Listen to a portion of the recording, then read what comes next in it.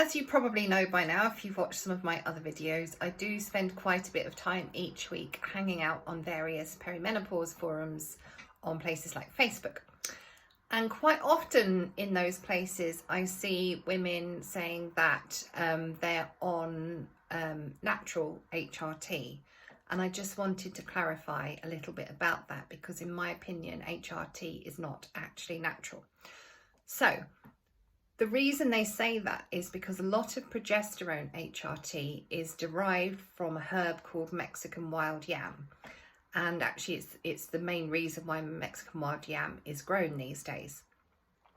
However, if you take Mexican wild yam as a herb, like it is in my dispensary, you don't get a progestogenic effect from it because you need a whole load of enzymes to turn the precursors into a form of progesterone that you can actually use, and the human body doesn't have those enzymes.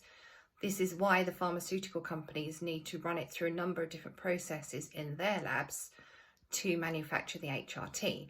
If you take Mexican wild yam as a whole herb, there is no progesterone in there at all that you can actually use, and it's actually having more of an estrogenic effect on you. So this sort of raises another question about how good natural progesterone creams are, because they are likewise made of Mexican wild yam very often, and you don't have the enzymes to turn those into progesterone either.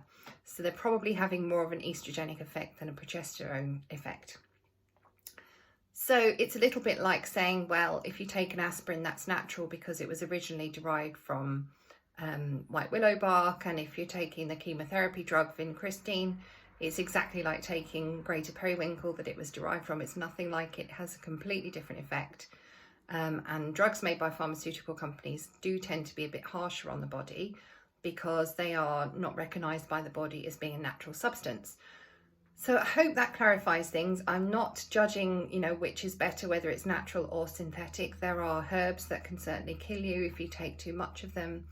And likewise, there are pharmaceutical drugs which are life-saving. So it's not that one's good and one's bad, but I just wanted to clarify that HRT is not, in my opinion, a natural substance in the same way as it would be if you were to sort of grab a herb from the garden, make it into a cup of tea and take it that way. So hope that makes sense. If you've got any questions, please do get in touch. I'm Hannah from Physic Health Consulting.